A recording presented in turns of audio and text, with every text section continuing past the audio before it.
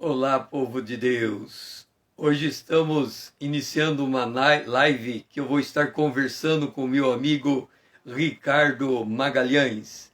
Estejam chegando, nós vamos estar conversando com o Ricardo. Vamos ver se ele já está aqui. Deixe-me ver se eu aprendo a mexer com isso. Aqui está, Ricardo Magalhães. Qualquer pessoa que possa ver esse vídeo ao vivo poderá assistir ao vivo também. Então vamos ver o que acontece aqui. Aguardando o Ricardo Magalhães chegar junto comigo. Seja bem-vinda, Lídia. Vai mandando aviãozinho, convidando para que possam todos que estarem junto, que você conhece, estar junto conosco, participando dessa live. Eu estou aguardando o Ricardo Magalhães entrar na live junto conosco. Uma conversa Brasil-Europa, Brasil-Portugal.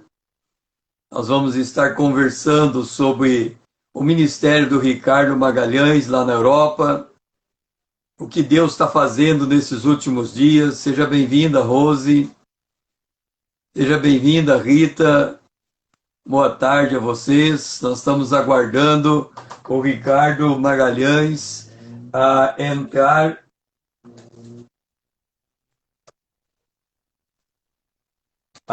junto conosco. O Ricardo Magalhães, eu tenho que fazer o pedido novamente. É a primeira live que eu estou fazendo com um convidado. Vou convidá-lo novamente. Vamos ver se dá certo.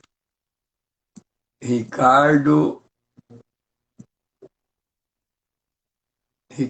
Magalhães. Estou mandando novamente o convite para ele. Ricardo, seja bem-vindo. Como é que está, Ricardo? Olá, César, tudo bem, meu amigo? Tudo bem, graças a Deus. Consegue ouvir bem? Consigo. E você, E está me ouvindo bem? Estou ouvindo perfeitamente. E consegue ver bem também? Também, graças a Deus. Maravilha. Que bom revê-lo e vê-lo.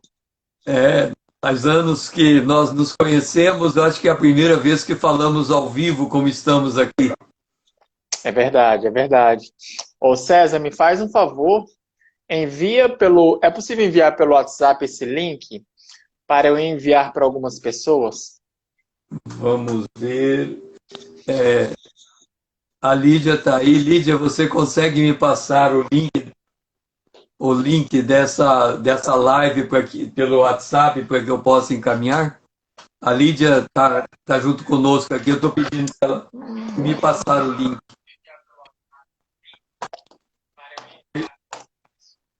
Deixe-me ver. Link. Eu acho que de repente dá para partilhar também pelo Instagram, mas eu creio que pelo link fica mais simples, talvez. Deixa eu ver aqui como a minha esposa está vendo isso. Ela está entrando direto pelo Instagram.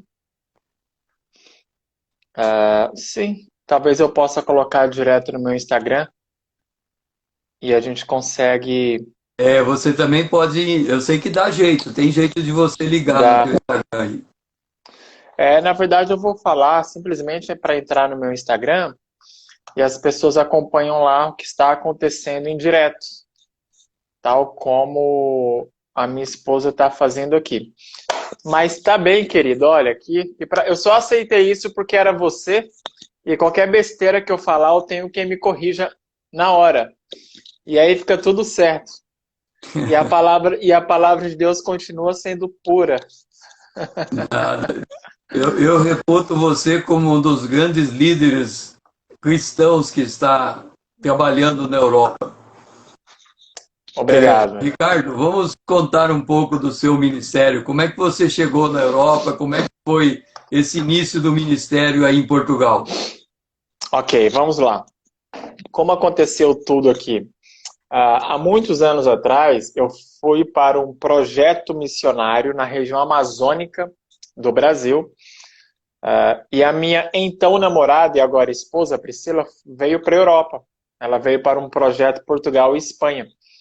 E foi engraçado que eu fiquei uma semana na região amazônica e ela, desculpa, um mês na região amazônica e ela um, um mês também em Portugal e Espanha. E nós tivemos experiências muito opostas, né? Eu tive muita gente nas cidades ribeirinhas que nós trabalhávamos, muitas pessoas tomando uma decisão verbal por Cristo, e a minha esposa não, ela teve uma experiência muito mais fria, muito mais indiferente do que é comum na Europa. Mas estranhamente, uma das vezes que eu saí de uma das casas, eu fiz uma oração um pouco diferente, e eu falei mais ou menos assim: Deus, eu estou muito feliz porque muitas pessoas aqui se convertem, não é? De 10 casas, 8 casas, as pessoas tomavam uma decisão. Mas envia-me para um local em que as pessoas rejeitam o evangelho, envia-me para um local em que as pessoas são mais frias e indiferentes. E a Priscila estava voltando, contando as experiências dela. Ela teve experiências muito fortes, principalmente aqui em Portugal. Ela foi a primeira mulher a pregar numa igreja lá do norte, eu não me lembro o nome da cidade. E Deus confirmou que ela regressaria. Nos reencontramos e começamos a costurar as coisas. E eu falei: olha, eu acho que é por aí mesmo, mas eu nunca tinha pensado em Europa. Eu comecei a ler, comecei a pesquisar e fiquei, obviamente, muito chocado em entender o maior desafio em termos continentais desse século que nós temos é realmente a Europa. Talvez o único continente do globo em que o evangelho não cresce, né? Então, tudo isso nos assustou bastante e nos trouxe para cá em 2005, 2006. Viemos para cá pela primeira vez, ajudamos um projeto de plantação de igreja, depois regressamos liderando outro, e agora há 2 anos e meio estamos cá novamente. Nossos 3 filhos nasceram aqui, e daqui queremos e estamos fazendo pontes missionais para Israel. Então, assim, resumindo muito, é mais ou menos isso. Então, eu acho que eu conheci você quando você estava pela Junta de Missões Mundiais, né? Em Cuiabá, é A verdade, gente nos encontramos colaborava lá. com o teu ministério e depois você resolveu assumir por tua própria conta esse trabalho missionário na Europa. Mas assim, você tem levantado líderes no Brasil para contribuir com o teu ministério. Exatamente, exatamente. Nós ficamos por 10 anos com a Junta de Missões Mundiais, foi um tempo muito bom. Essa missão nos proporcionou muita coisa a nível missionário. Depois que nós saímos da agência missionária, porque tínhamos o plano de irmos para Israel, não deu certo irmos para Israel, tem várias questões aqui, irmos geograficamente, então pensamos no regresso a Portugal, e aí já estávamos praticamente, vamos dizer assim, por conta, com o ideal missionário fixo, mantendo o ideal missionário, mas com uma rede de pessoas que nos acompanhavam e algumas igrejas que nos acompanhavam a nível de sustento também e de suporte financeiro. Isso nos possibilitou esse regresso para cá, fazendo essa ponte, essa rota para Israel a partir daqui, de Portugal, que é muito estratégico. Até só um dado aqui interessante: de 2015 para cá, tanto Portugal quanto Espanha têm um decreto presidencial em que judeus podem recorrer à nacionalidade, né? Então, não é nem visto, é nacionalidade. Judeus que provem que têm uma origem sefaradita, ou seja, de 500 anos atrás, eles podem recorrer à nacionalidade, quer em Portugal ou Espanha, e isso tem trazido muito dessas pessoas para cá. Isso foi um dos fatores também que a gente pensou bastante, e cá estamos, novamente. Antes de focarmos um pouco sobre Israel, conta-me como é que é a tua estratégia de crescimento da igreja em Portugal. Uau! Na verdade, nós estamos em busca da estratégia ainda, mas eu posso falar dos caminhos e dos passos que a gente tem entendido, isso já há algum tempo. A gente tem compreendido que é muito complicado nós estarmos numa região, num contexto em que o evangelho ele é, de alguma forma, não conhecido e, ao mesmo tempo, discriminado. É muito complicado chegarmos com um discurso muito formatado e até muito, entendo o que eu vou falar, muito bíblico, no sentido de literalismos. Então, nós entendemos que as relações, elas são fundamentais. Os relacionamentos contínuos, duradouros, legítimos, verdadeiros, que não podem ser confundidos com aquela ideia de segundas intenções, são fundamentais para a expansão da coisa. Então, nós compreendemos que, fora desse contexto, não há como a gente impactar ou aproximar de pessoas. Então, tudo que tem a ver com construção de relacionamentos com alguma continuidade, isso é a forma que nós mais acreditamos. Entendo também que nem sempre acontece assim, e nem todas as comunidades cristãs e evangélicas que estão aqui estão a fazer isso, estão a ter sucesso com outros formatos, com outros mecanismos mais contemporâneos, mas eu tenho entendido que, pelo que Deus deu para nós e para algumas pessoas, a ideia, o plano realmente é construir, consolidar relações duradouras e contínuas. Aí sim, constrói-se um ambiente mais fácil de testemunho. Fora disso, é meio complicado. E você tem conseguido levar as águas do batismo portugueses já? Então, o nosso grande, vou chamar assim, o nosso grande momento, porque o nosso projeto hoje é muito voltado para uma consolidação de uma igreja, teria uma terceira plantação de igreja voltada para o povo judeu e para Israel. Agora, a nossa segunda plantação de igreja, que foi na Alta de Lisboa, esse projeto, sim, graças a Deus, nós basicamente batizamos, eu batizei só portugueses.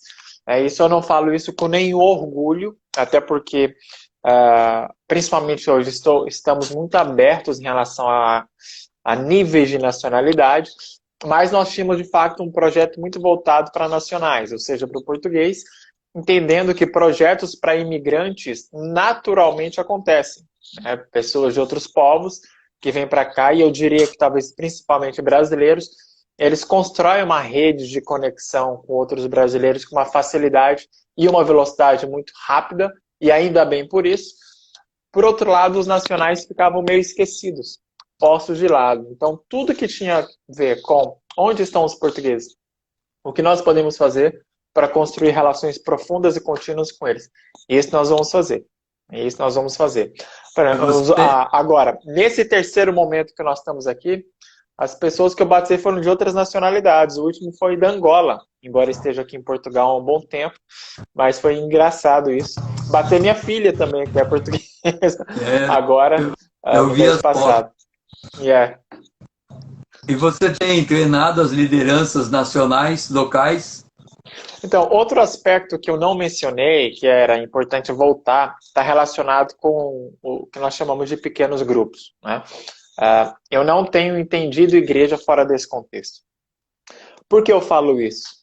Eu entendo que tudo que tem a ver com igreja na casa, ou igreja em algum local que não necessariamente seja um templo, ou seja, para dinamizar e facilitar mais a vida, o crescimento e o cuidado na igreja, elas são importantes. E se a gente olha, por exemplo, para o mundo oriental, isso é uma condição relacionada à perseguição, né? Eu estou generalizando o mundo oriental aqui, mas quando a gente olha para o mundo ocidental, nós entendemos isso não mais como perseguição, mas como uma linha estratégica. Por quê? Para afinar relações, amizade e tudo que tem a ver com comunhão, communion, acontece mais fácil num pequeno grupo. Aí quando a gente fala de treinamento, César, treinar pessoas, a gente entende, por exemplo, quando a Bíblia aponta para os dons espirituais, a maior parte deles tem conotações relacionais. Eu diria que 90%, quase 100% dos dons estão relacionados de gente com gente, pessoa com pessoa. Então essa interação de cuidado, de liderança, de apoio, de serviço, de governo, de pastoreio, de cura, tudo está relacionado gente com gente. Então quando eu pego e coloco esse pessoal de forma próxima e de forma mais ou menos livre, as coisas vão automaticamente acontecendo. O que é muito inviabilizado num contexto de grande celebração, ou de culto, né? Então, nós podemos fazer uma excelente celebração com 2, 3 pessoas. Isso compondo louvor, pregação, avisos e etc. Agora, um pequeno grupo, embora seja pequeno, nós fazemos com todos. Todos, de alguma forma, participam. E aquele momento informal que transcorre naquele momento é justamente nessas ocasiões em que essa troca de dons vai acontecendo. Então, treinar pessoas nesse contexto de pequenos grupos, na minha perspectiva, é o que nós temos feito e é o que eu mais gosto de fazer a nível ministerial, não só em Portugal, mas eu estou pensando aqui o que eu acho que mais dá resultados. Aí a gente pensa em multiplicação, pensa em muitas coisas. Então, naturalmente, nós estamos formando líderes. Me deixa dizer uma coisa. Na década de 80, eu estava lendo sobre a formação dos pequenos grupos na Coreia do Sul. E o pastor dizia, na época, que havia dois objetivos dos pequenos grupos. Um, esse que você falou, o relacional. E outro, ele dizia, devido à proximidade Coreia do Norte e Coreia do Sul, nunca se sabe do futuro. E uma vez, e a qualquer tempo, o grande templo poderia ser fechado por um ato de guerra e coisas desse tipo. E a igreja já estava preparada para continuar a sua celebração nas casas. E aí eu pergunto para você, como você já tinha essa estratégia antes da pandemia, a pandemia fortaleceu a estratégia ou ela interrompeu a estratégia dos pequenos grupos? Então, a pandemia ela tanto fortaleceu quanto enfraqueceu a estratégia dos pequenos grupos, né? Eu nunca tinha ouvido falar nessa perspectiva da Coreia do Sul, né, do medo de vir uma perseguição tal como a Coreia do Norte. Mas a Coreia do Sul, nesse pensamento, ela embasa esses dois mundos, né? Se o pequeno grupo hoje é estratégico, amanhã ele pode ser pela perseguição. E é muito interessante a gente pensar nesse formato. Mas, César, eu esqueci qual era o X da pergunta. Se a pandemia quebrou essa trajetória da formação dos pequenos grupos ou fortaleceu? Então, o que acontece? Numericamente, pelo menos na igreja que eu estou hoje, do que tínhamos antes e do que temos agora, enfraqueceu. Agora, estrategicamente, no sentido de perspectiva, eu acho que fortaleceu. Por quê? Porque, por exemplo, num contexto de pequeno grupo, nós convidávamos geralmente pessoas para casas, né? E nós tínhamos aqui, por exemplo, na minha casa, um grupo de pessoas, boas pessoas, mais ou menos contínuo. Entretanto, parece que não extrapolava aquilo. Quando veio o contexto pandêmico, em que, por exemplo, as reuniões na casa foram canceladas, nós começamos a usar as plataformas virtuais. E através das plataformas virtuais, como por exemplo o Zoom, eu comecei a receber pessoas que nunca tinham ido ao meu pequeno grupo. E era até muito simples e muito rápido. A própria dinâmica facilita. Por exemplo, eu tenho um grupo de pessoas no meu em lista de distribuição no WhatsApp, pessoas que não vão à igreja, mas eu mando para elas textos, algumas coisas, e mando lembretes. E, por exemplo, 5 minutos antes de começar uma reunião de pequeno grupo online, via Zoom, eu mando esse link de acesso e as pessoas entram, conduzindo o carro, nas suas casas, em outro país. Então, é muito interessante a forma que expandiu, né? A forma que expandiu a nível de possibilidades. Eu diria que o grande desafio agora é como você agrega o que está longe, né? E o que possivelmente vai continuar longe. Como a gente agrega isso num contexto de igreja, num contexto de eclésia, ou seja, como essa pessoa se sente participante de uma coisa. Então, podemos, na minha experiência, atrapalhou a nível numérico, tínhamos mais pequenos grupos do que temos hoje. Agora, a nível de expansão, eu entendo que daqui para frente, que vamos caminhar provavelmente nesses dois mundos, eu acho que a projeção é de mais crescimento. Vamos abrir um parênteses aqui. Quem está participando conosco pode colocar perguntas que queiram que o Ricardo responda e a gente vai interagindo. Ricardo, vamos voltar um pouco para o teu trabalho em relação a Israel. Você disse que Portugal é um lugar estratégico e uma ponte para Israel. Explica isso melhor. O que é que nós temos em Portugal hoje?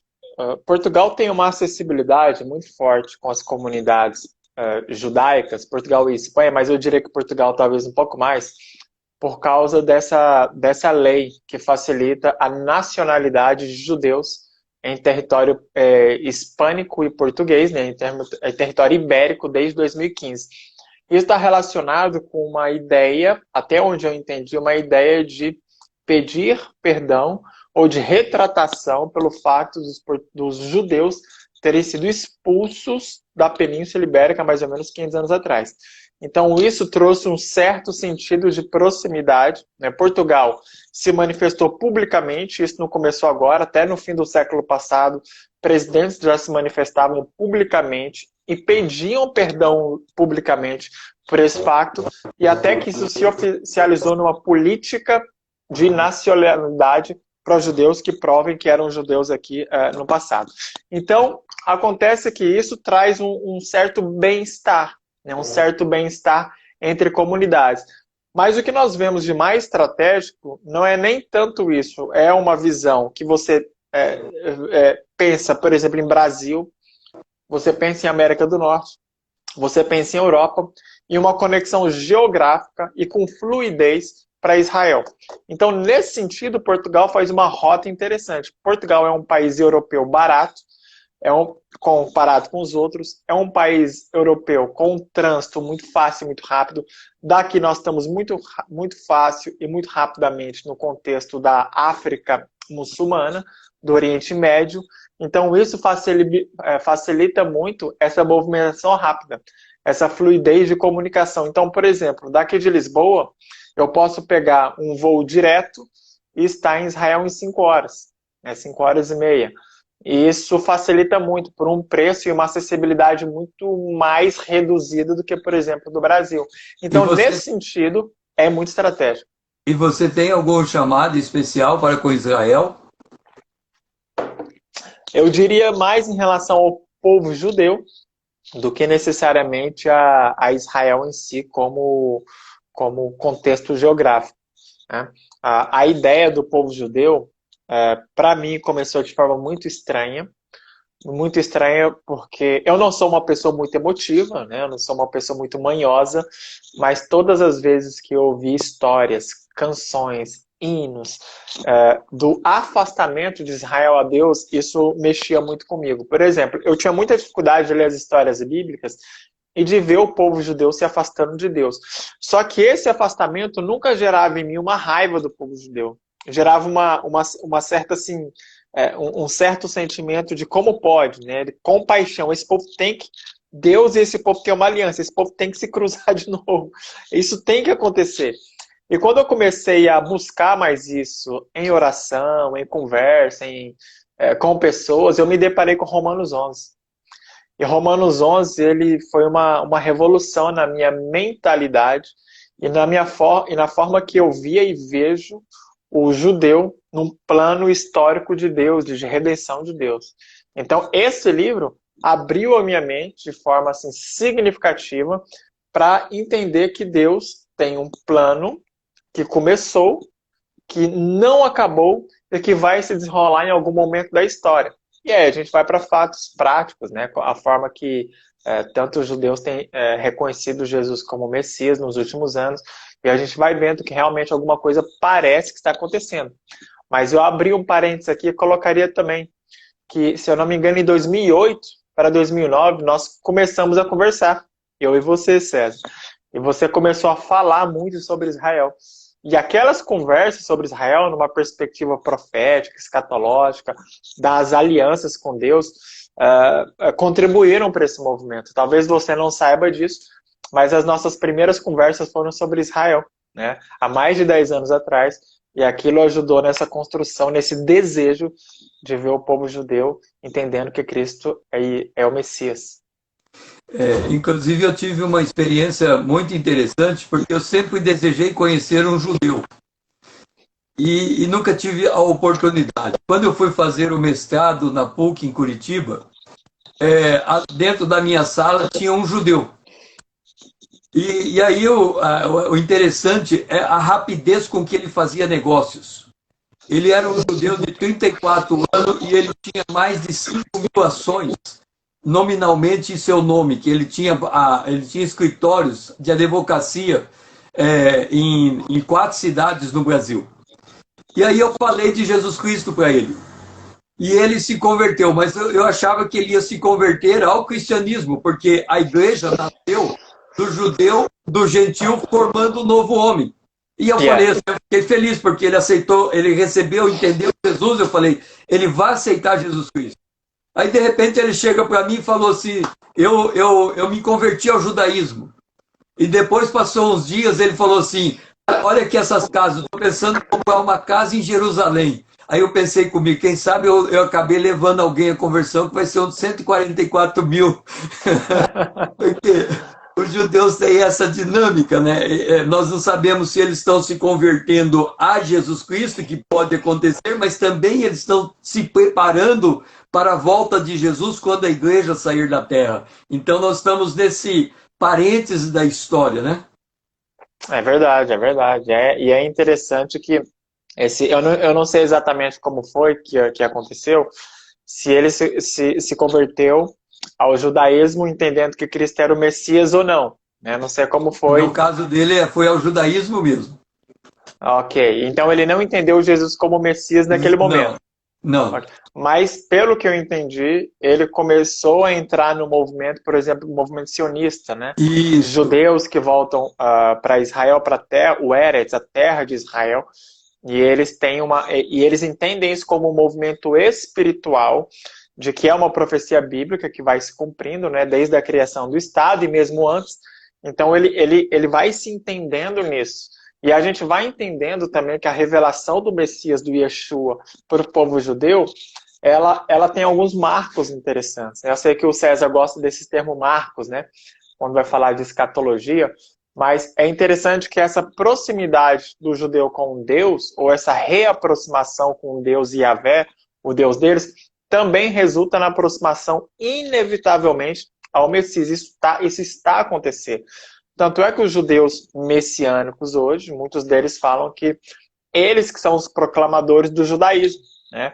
Porque voltar para o judaísmo, vou chamar o judaísmo de raiz, no sentido teológico, no sentido da Taná, da Torá, de alguma forma é um começo, é alguma coisa. Né? O secularismo entre os judeus ele é muito forte, ele é abundante. Então, quando você tem um grupo de judeus, por exemplo, messiânicos, que falam, proclamam as verdades bíblicas, e esses judeus se reaproximam, já é um caminho. Já é um caminho que está a ocorrer. Agora, eles também, aí a gente entra também em outros assuntos, né, César? Eles têm também, isso aqui dá muito assunto, aquela ideia da profética. Né? Então, o Messias ele tem que cumprir todas as profecias acerca do Messias.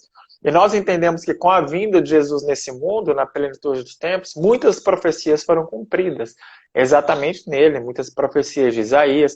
Então a gente vê a ideia de, por exemplo, um Cristo sofredor, né? Um Cristo como ovelha, e ele vem ser a ovelha. Agora, eles estão à espera de um Cristo leão de Judá. Né? Então, Cristo veio como ovelha, mas quando ele virá, e se for esse, se ele virá como leão para dominar, para reinar. Então, esse é um ponto que muitos judeus estão naquela expectativa. Eu até quero que seja ele, mas tem que cumprir as profecias. Então... É verdade. Nós estamos numa confluência da história muito importante. O que a igreja não percebe é que desde 1948, quando Israel se tornou nação, a igreja, em certo sentido, se tornou dispensável. Dispensável no sentido em que se a igreja sair da terra, o povo judeu já está na sua terra. O testemunho de Deus continua. Então nós estamos no momento da história em que a história de Israel ela caminha para a volta de Jesus Cristo visível e a história da igreja caminha para a volta de Jesus Cristo invisível. Primeiro ele vem para a igreja e depois ele vem para Israel, trazendo a igreja junto com ele. Então, quando nós falamos do povo judeu, nós não sabemos se a preparação de um judeu é para se tornar membro de uma igreja ou para se fazer parte desse movimento que vai esperar Jesus Cristo.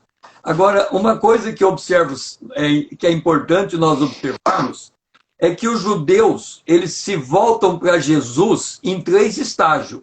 O primeiro estágio é voltar para a terra. Isso já está acontecendo. O segundo estágio é voltar para Deus. Isso vai acontecer quando o tabernáculo for reconstruído. E o terceiro estágio é voltar para Jesus Cristo. Isso vai acontecer na Batalha de Armagedon. Então, os judeus eles estão caminhando para esse...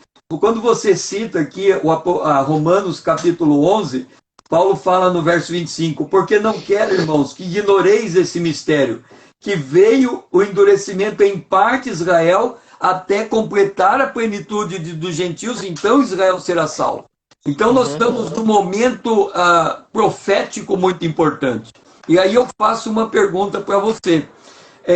Essa pandemia, ela não está chacoalhando a terra toda para um despertamento, pelo menos dentro do corpo da igreja, tanto para a volta de Jesus, quanto entender melhor o momento histórico que estamos vivendo? Olha, César, eu acho que sim. Né? Eu acho que no conjunto de elementos que vão acontecendo, não há como nós não olharmos para essa pandemia com outro olhar. Hoje eu vi uma capa de uma revista que fazia uma retrospectiva do ano, uma revista famosa aqui em Portugal, e ela colocava 2020 em um X, né? E tinha um subtítulo mais ou menos um ano para esquecer.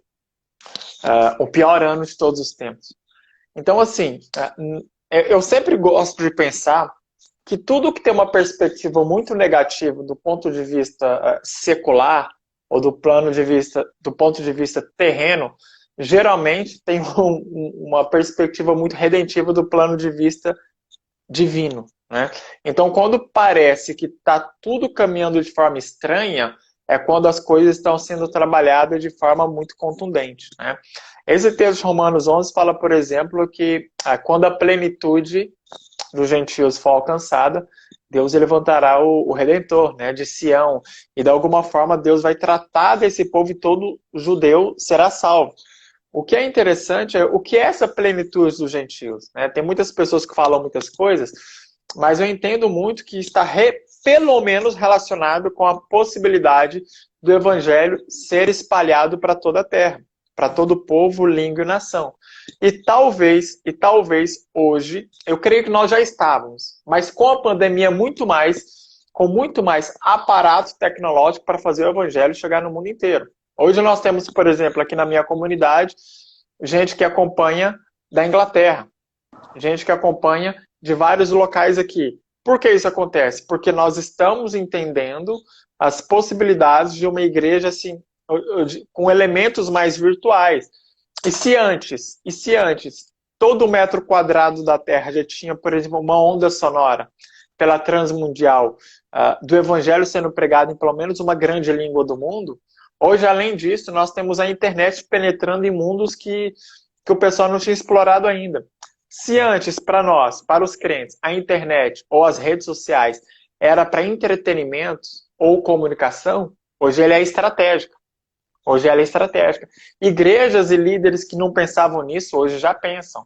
Então, quando a gente pensa nisso, na perspectiva de alcance, ou de viabilizar o evangelho para o mundo, essa pandemia acelerou tremendamente isso. Ela acelerou isso. Toda igreja hoje tem um sistema online, praticamente. O que possibilita de pessoas no mundo inteiro receberem aquilo, partilharem aquilo. Agora, imagine a expansão de tudo isso. Se o mundo, olha só, César, se o mundo já estava e hoje está muito mais dentro de um smartphone, o que acontece? Deus vai e coloca a igreja dentro do smartphone. Interessante, né? Inclusive tirando a igreja de quatro paredes, né? Porque ele fecha a porta do templo e coloca a igreja da casa. Exatamente. Então, a perspectiva de, olha, a igreja não abre mais. Opa, peraí, onde as pessoas estão? Se antes as pessoas estavam nas praças, nas esquinas, e os evangelistas iam, graças a Deus que fizeram, pregando nas ruas, hoje as pessoas não estão, as crianças não estão, mas estão no mundo virtual. E a pandemia obrigou a igreja a abraçar o mundo virtual, a entender que isso não é tão mal assim e viabilizar o evangelho por esse meio. A pandemia colocou a igreja no mundo que as pessoas estão. Isso é muito interessante. Então, você falou, eu gosto muito da questão de trabalhar os marcos, né? Para a gente entender o tempo profético. Então, vamos pegar uma linha aqui e nós colocamos aqui a cruz de Cristo como o início da era cristã. Sim. Aqui nós temos Israel colocado como nação, 1948. A partir de 1948, acontece aquilo que o apóstolo Paulo chama que nos últimos dias, o Espírito avisa expressamente que nos últimos dias serão dias trabalhosos. Então, quando nós falamos de dias trabalhosos, se nós pegarmos 1948, antes de 48, nós tivemos a Primeira e a Segunda Guerra Mundial. Em 48, e aí há uma lógica de como o judeu se movimenta, porque por causa da dor que aconteceu com o judeu em 48, eles percebem a necessidade de uma terra. E eles se formam como nação.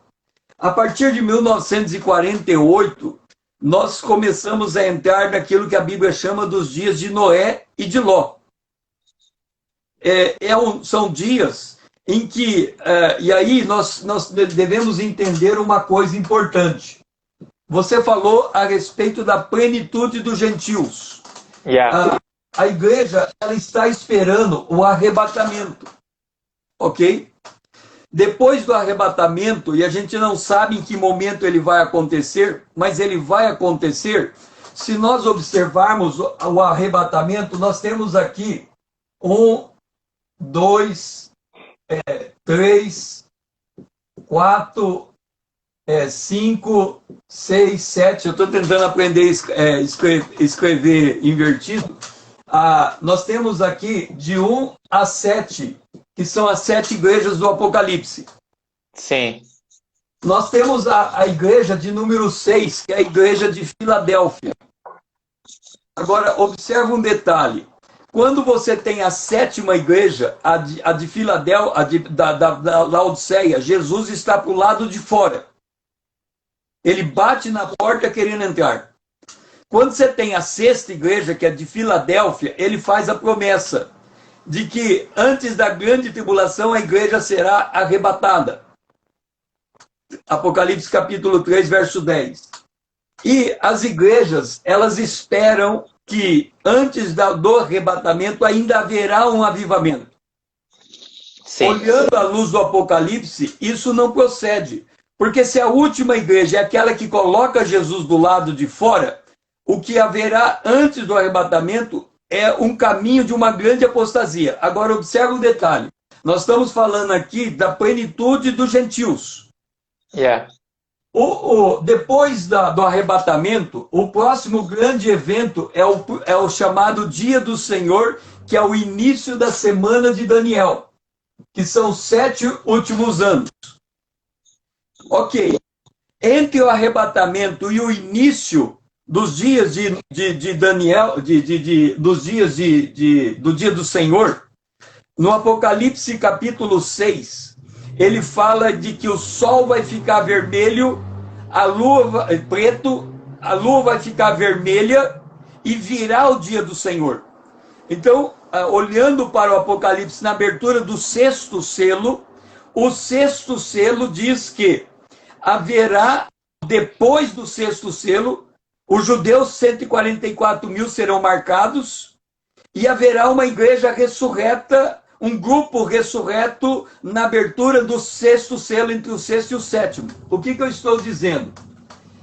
O tempo, a plenitude dos gentios, ela vai até depois do arrebatamento, antes de iniciar o dia do Senhor. Quando Jesus disse que o evangelho é necessário que o evangelho seja pregado a toda a terra, então virá o fim, esse tempo de pregação de toda a terra é depois do arrebatamento. E por que eu digo isso? Porque quando você entra no arrebatamento, a igreja que vai ser arrebatada é a 6ª de Filadélfia, uma igreja enfraquecida. Ele conhece a força dela, ela sabe que tem pouca força, mas ela persevera na palavra. Isso. A igreja de Laodiceia, ela pensa que ela é rica e não sabe que ela é pobre. Ok. Veio o arrebatamento. Vindo o arrebatamento, no capítulo, na abertura do 5º selo, fala dos santos mortos debaixo do altar. Sim. Na abertura do 7º selo, esses santos mortos debaixo do altar, que é dito a eles: vocês ficarão nesse lugar até que o número dos remidos seja completado, eles aparecem ressurreto na abertura do 7º selo. E Apocalipse capítulo 21, nós encontramos esse mesmo grupo de novo. Ou seja, de alguma maneira, com o arrebatamento da igreja, o evangelho será então pregado em todas as nações, antes do dia do Senhor, ou seja, um período curto de 3 anos e meio. Então, nós estamos numa situação em que, de fato, o evangelho está expandindo pela internet. Por outro lado, nós temos que entender que o arrebatamento também está se apressando. Uhum. Porque se Deus não tirar a igreja da terra, ele não pode voltar a agir com Israel. E parar a vinda do Cordeiro. Então, quando a gente diz, ora vem Senhor Jesus, nós estamos dizendo, leva a tua igreja, prepara Israel para que ele se encontre com o Senhor lá na frente. Então, nós estamos no limiar da história, em que a gente tem que perceber esse momento profético que estamos passando. Caso contrário, porque observa, a pandemia faz a igreja se voltar para casa. Lembra que Israel se voltou para casa antes do êxodo? É verdade. Eles ficaram aguardando quando Deus estava tratando as nações, e Deus está tratando as nações. E aqui, vamos abrir um parênteses. Você lembra que Davi fez o censo em Israel? Sim. Em 1 Crônicas, no capítulo de número 21, verso 21, diz que Satanás incitou Davi a numerar a nação. Sim. Em 2 Samuel 24:1 diz que Deus incitou Davi a numerar a nação. Sim. Ora, do mesmo jeito que a gente olha para a pandemia e fala assim, a pandemia é obra do homem, é obra do diabo, é obra de Deus. Pode ser começado como obra do homem ou do diabo, não importa. Porque Deus tem uma agenda dentro da agenda. É verdade. Mesmo que a pandemia seja uma obra do diabo, Deus está executando a sua agenda no meio da tempestade, no meio do caos que o mundo está vivendo. É verdade. Então, a história profética está sendo construída diante dos nossos olhos.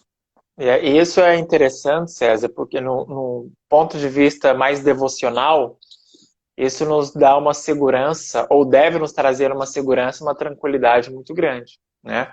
Preocupação com o que temos que nos preocupar, mas não aquela preocupação louca e desesperada que até muitos cristãos estão de tudo que está a acontecer.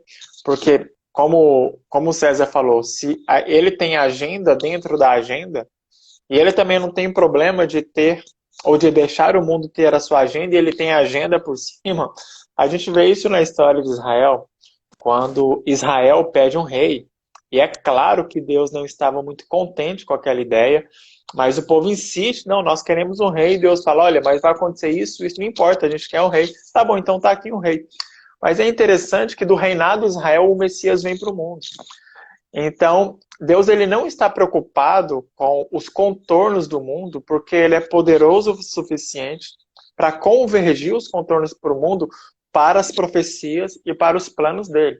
Então, isso é muito reconfortante a gente pensar assim, porque a gente pensa que as coisas não estão fora de um controle maior, mesmo que aparentemente não esteja. Então, eu achei muito interessante isso que o César falou em relação a esse ponto, né? A profecia ela vai se cumprir independentemente da agenda humana. E dentro da agenda humana, porque você observa um detalhe curioso. E dentro da agenda humana, é verdade. A Lídia terminou de fazer uma pergunta aqui. Nosso olhar tem que ser espiritual o tempo todo? Sim, tem que ser. A Bíblia diz em 1 Coríntios capítulo 2 que o Espírito Santo ensina comparando coisas espirituais com coisas espirituais. Então, vamos fazer uma comparação aqui. Os economistas dizem que desde a década de 80 o mundo entrou num período de crescimento econômico impressionante. Ele alcançou um crescimento altíssimo, elevado, ok? Quando nós temos que comparar coisa espiritual com coisa espiritual. Quando na Bíblia teve um crescimento econômico crescente, exponencial, né? exponencial. Nós encontramos na época de José. Ele reinou por 7 anos, com a terra produzindo o máximo, e ele foi acumulando riqueza, ao ponto dele se tornar o segundo homem mais poderoso do mundo, que o primeiro era Faraó, né? Mas estava debaixo da guarda de Moisés todos os tesouros do Egito. Exato. Aí depois vem 7 anos de fome. Israel encontra abrigo ali no Egito. Israel encontra abrigo na mão de José. Agora, da mesma maneira, quando nós temos esse break, essa interrupção desse crescimento econômico, e nós estamos falando que nos próximos anos a ONU fala, por exemplo, que pode ter 200 milhões de pessoas morrendo de fome. E já existe um equilíbrio nas economias das nações. Imagina os Estados Unidos não está conseguindo produzir. O Brasil está com dificuldade, se não for pela agricultura, nas outras áreas. Então, há uma parada no mundo. E essa parada vai cobrar o seu preço. E quando ela cobrar o seu preço, a igreja ela tem que manifestar, ela tem que entender que Deus já fez a provisão. Assim como José já viu uma provisão, Deus já tem uma provisão preparada para a igreja no meio dessa crise. E essa provisão é ela conseguir entender e confiar em Deus, porque agora Deus tomou o domínio da história. Ele nunca perdeu, mas do ponto de vista em que o homem perdeu o domínio da história, Deus pegou o domínio de novo na rédea, vamos assim dizer. Então nós temos que confiar de que Ele sabe o que Ele está fazendo, e Ele sabe da nossa história, Ele sabe daquilo que nós estamos caminhando, e Ele consegue nos encaixar nesses buracos da história, e vamos encontrando abrigo, como muitas vezes Israel encontrou abrigo, mesmo sendo perseguidos nas nações. É verdade, é verdade, é verdade. Agora, César, eu me lembro que quando o César me fez o convite para a gente bater esse papo, você trouxe para mim um texto, né, de Isaías 60, capítulo 60, se eu não me engano, versículos 1 e 2.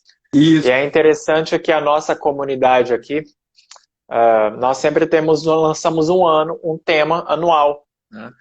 E há a possibilidade muito grande de o tema do próximo ano ser Isaías 60, 1 e 2. E quando você me trouxe, isso não tem nada a ver com a nossa conversa. Isso veio de uma outra pessoa, de um pastor, ou seja, de um pastor que é o nosso pastor aqui. Ele trouxe essa ideia e falou comigo sobre isso, e eu lembrei, parece que está acontecendo alguma coisa. Então, César, acho que seria interessante você trazer a ideia desse Isaías 60 aí, para o que é essa redenção, o que vai acontecer. Fala um pouco sobre isso, que é interessante. A gente percebe que no meio cristão, falando sobre as profecias e o que está acontecendo no mundo, há uma preocupação muito grande. Por exemplo, com a eleição americana, se o anticristo vai poder fazer isso ou aquilo, essas coisas todas. Exato.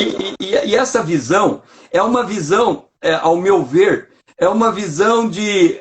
Imagina você, tem 2 times jogando futebol. O jogo de futebol é um técnico e 11 jogadores de cada lado. Então tem do lado de cá um técnico e 11 jogadores, do lado de lá um técnico e 11 jogadores, ok? Vamos imaginar que o meu time está perdendo e eu sou o técnico. Na partida normal de futebol, como é que eu faço? Eu posso fazer 3 substituições e melhorar o meu jogo. Exato. Mas tem pessoas olhando a profecia da seguinte forma. Ele acha que o time dele está perdendo, que é o reino de Deus. Ele olha o que o diabo está fazendo e ele quer mudar o jogador do time adversário. Exato. Ele quer impedir que o jogador do time adversário faça parte dele. E Isaías 62, 2 diz assim: porque eis que as trevas cobrem a terra, e a escuridão os povos, mas sobre ti aparecerá resplandecente o Senhor, e a sua glória se vê sobre ti. Quer dizer, o que Deus está dizendo não é diferente do que aconteceu na época de Jesus. Quando Jesus veio, dizia assim, a terra cobria Zebulon, Naphtali. Ele era um povo que andava na sombra na sombra da morte. Por quê? Exato. A morte é a tendência natural do ser humano. Ele já nasce caminhando para a morte. Exato. Mas quando Deus intervém com o evangelho, ele renasce, ele nasce de novo para uma vida eterna. Então, Exato. o mundo não deixa de ser mundo porque Deus está sendo Deus. As pessoas dizem, por exemplo, antes do arrebatamento, vai vir um grande avivamento. Aí eu volto para 1945, que houve a Segunda Guerra Mundial, e eu faço a seguinte pergunta, por que antes do arrebatamento não pode vir a Terceira Guerra Mundial? Se quando teve a Segunda e a Primeira Guerra Mundial, a igreja estava lá e o arrebatamento não aconteceu. Então, nós não podemos olhar que a visão, muitas vezes a visão de quem olha a profecia é assim, o mal tem que parar na terra, e se isso acontecesse, nós estaríamos implantando o reino de Deus na terra sem Jesus reinar na terra. Sim. Sim, e ele vai reinar exatamente. quando ele estiver junto com Israel, depois da batalha de Armagedon, quando estabelece o milênio. Então nós não podemos olhar na terra como querendo um milênio sem o rei do milênio. Não faz sentido. E aí as pessoas vão entrando num campo que eu acho um pouco perigoso, embora tenha suas vantagens também, mesmo no campo político, né? E de querer ser militantes de um reino que ainda não entrou em sua plenitude, né? Então, eu tenho visto com alguma preocupação, algumas profecias, né? Ou ditas profecias de que Brasil, Estados Unidos e outras nações serão governados por esse ou por aquele presidente, porque eles impedirão o mal de estar no mundo. Então, eu acho isso um tanto quanto perigoso. Eu até acredito que Deus pode permitir que alguns líderes assumam comando para retardar ou acelerar alguma coisa, para um tempo de alguma paz, de alguma prosperidade, de alguma coisa que os crentes estão a pedir, porque Deus também mima os seus filhos, mas entender isso como a solução de todas as coisas é um pouquinho complicado, né? Então, algumas pessoas estão colocando, o César comentou as eleições americanas, né? Então, isso os cristãos, né? Não estou falando dos não cristãos, colocando o Trump como a salvação da situação. E não é que ele é melhor ou ele é pior, não tem nada a ver com isso, mas na verdade não é ele que vai reinar. Né? Não é ele que vai reinar. Então a gente coloca uma expectativa messiânica em quem não é o Messias. E aí a gente acaba até prejudicando a pessoa, o governo, ou que poderiam governar numa outra perspectiva. Eu entendo esse desejo, esse clamor, César. Deixa eu só abrir aqui um parênteses para falar um pouco de avivamento também. Quando o povo de Deus, por alguma razão, clama ou começa a clamar muito por alguma coisa, eu até entendo que é como um filho, né? O filho está com fome, mas a hora do almoço não chegou. Vai demorar uns 30, 40... Eu tenho 3 pequenos em casa, né? Que ficam nesse processo de fome, até as grandes refeições. E aí ele pede, pai, me dá uma bolacha, me dá isso, me dá aquilo. Aí você vai lá e fala, não, eu vou te dar uma bolacha, só uma ou duas, para você segurar até o almoço. Então é um mimo que eu estou a conceder, porque o meu filho está a pedir, embora eu acho que não seja necessário, porque daqui a pouco ele vai almoçar ou jantar, mas eu quero dar um mimo para ele. Então eu acho que não é que Deus está passivo a tudo isso, mas só que quando o povo dele pede, ele é sensível a tudo isso. E é interessante que a gente vê Israel pedindo um rei, não era vontade de Deus. Deus concede o rei e ainda completa o plano mais magnífico dele, que era através de Jesus Cristo, através de um pedido que não era dele, de uma vontade que inicialmente não era dele. Então é muito interessante isso. A questão do avivamento, eu tenho acompanhado muitas e muitas pessoas que têm buscado isso, que têm crido isso fervorosamente. Eu gosto muito de pensar no processo das coisas de forma mais ou menos pluralista, né? Como vou dizer isso? Por exemplo, eu acredito em guetos de avivamento.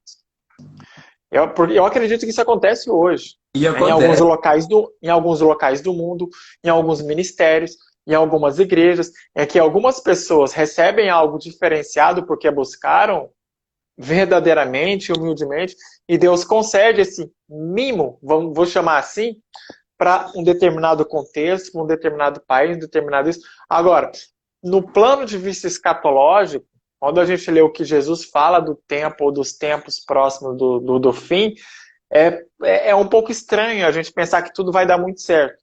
A nível político, a nível social, a nível de crescimento de crentes e de cristãos. Parece que a coisa, no plano global e macro, não funciona bem assim, né?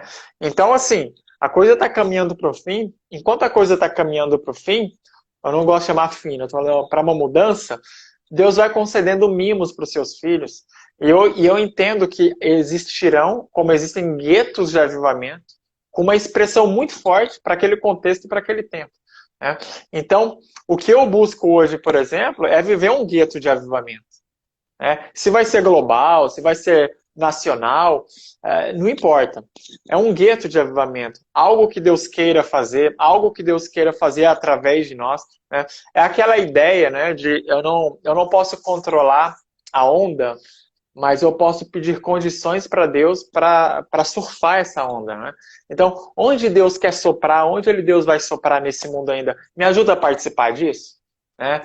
Então, Deus pega, entendo, as pessoas ou os ministérios, os líderes, os crentes que têm clamado por isso, coloca aqui, olha, então vem aqui, participa disso comigo. Mas eu entendo que é muito difícil você conjugar um grande avivamento global com as palavras proféticas dos fins dos tempos. Eu acho um pouco difícil você englobar dessa forma. É verdade. Eu estava ouvindo aquele pastor, eu chamo pastor da igreja que nunca para, de Kansas City, e ele estava fazendo Adoração 24 ênfase. horas. Ele estava fazendo ênfase de que o papel da igreja hoje é olhar o acontecimento, vigiar e orar. Vigiar e orar. E eu achei interessante, porque, inclusive, eu até publiquei uma foto no Instagram do momento de uma entrevista deles. Eles estão 20 anos orando 24 horas por dia, já completaram 20 milhões de horas de oração. Uau! Horas homem. Yeah. E ele fala assim, quando a gente está atento à palavra profética nos dias de hoje e orando, Deus vai incrementando o discernimento para que você localmente consiga encontrar tua área de escape. Exatamente. Entendeu? Exatamente. Porque no Apocalipse ele fala no capítulo 12, quando, por exemplo, o dragão vai atrás da mulher que é Israel, e a terra ajuda Israel. Essas áreas de escape, muitas vezes a gente olha a nossa situação, tipo assim, imagina você estar no Egito e caindo chuva de granizo, mas não cai em Israel. Israel está dentro do Egito. Ou você está com trevas no Egito inteiro e não tem trevas em Israel. Exato. Israel está dentro do Egito. Quer dizer, Deus trata o mundo e trata o seu povo. E eu tenho feito manhã com Deus, todo dia, das 5 às 6. E eu uso esse verso em Salmo 95, 7. Ele é o nosso Deus e nós, povo do seu pasto, o povo que ele pastoreia e a ovelha de sua mão, o rebanho sob os seus cuidados.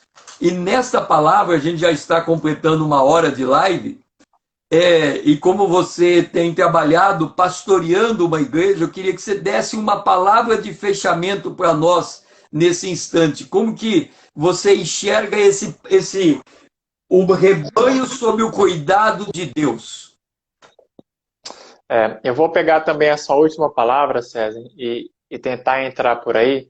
Eu gosto de pensar muito, tanto na área de escape, né? Essa conexão com o eterno, com Deus, vai nos dando um discernimento para esse local de escape do pecado, do erro, da acusação, se for o caso, da perseguição, se for o caso, mas também vai nos dando os tempos de oportunidade, né? Tanto de escapar quanto de oportunizar. Eu ouvia hoje uma palestra de uma pessoa muito famosa aí no Brasil, falando que o cristão talvez seja o povo mais subversivo do mundo. Porque, ao mesmo tempo que ele é escravo de todos, né, ele é servo de Deus, ele é chamado para ser servo das autoridades, ao mesmo tempo ele não é servo das autoridades, porque ele tem uma outra servidão. Então, ele ao mesmo tempo que ele é muito servo, ele é muito livre, né? Eu acho que é um pouco disso. Ao mesmo tempo que Deus nos dá áreas de escape, Ele nos dá áreas de oportunidades.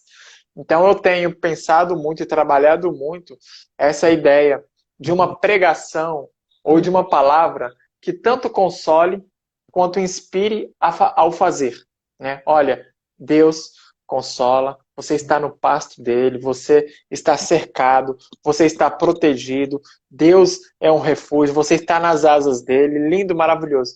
Mas ao mesmo tempo você está no mundo que Deus está oferecendo oportunidades em que você pode ministrar, em que você pode falar, em que você pode proclamar, em que você deve fazer isso.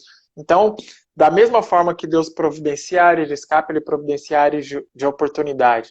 Então, eu gosto de ver a coisa mais ou menos nesse ciclo, nem uma coisa demais, nem outra demais, mas a igreja vai caminhando nesse processo, né, nesse processo de oportunidades e nesse processo de proteção. Deus está contigo, Deus te ama, mas Deus também quer te usar e Ele vai te usar. Então, essa dualidade, né? Eu acho que, na verdade, essa é a função dos líderes, essa é a função pastoral, cuidar e colocar ou despertar para o ministério, para a obra que Deus tem para nós.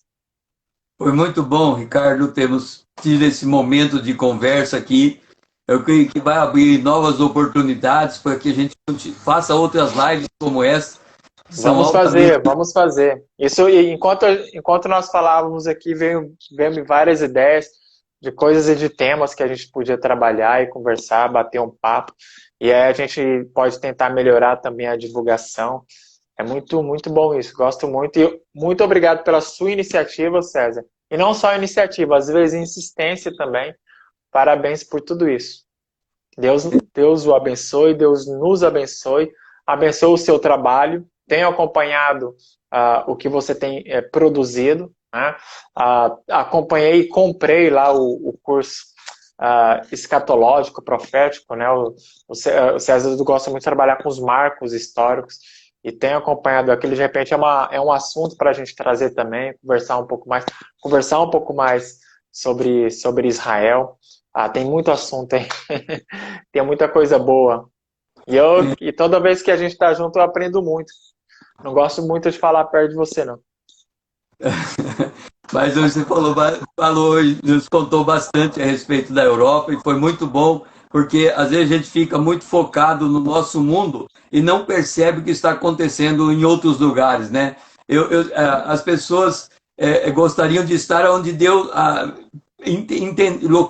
como você falou, guetos. Aonde são os guetos de Deus? Eu gostaria de um dia a gente poder fazer um turismo em busca dos guetos divinos.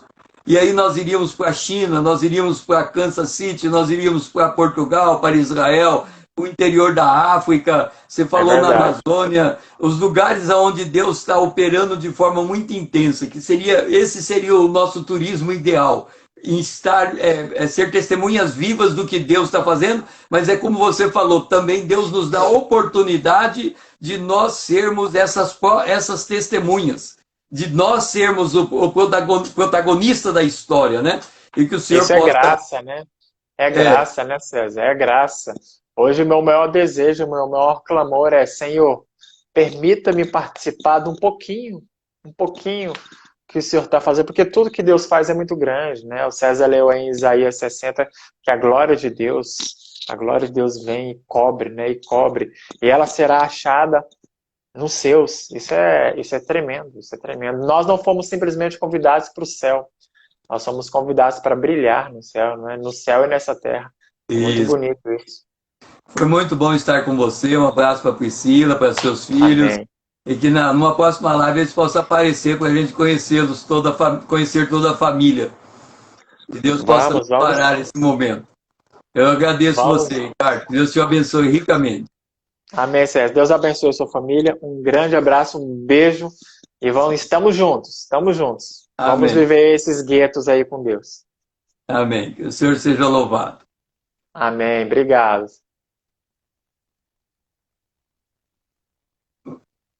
Então nós estamos encerrando esta live, esse momento que estivemos nessa conexão Brasil-Europa.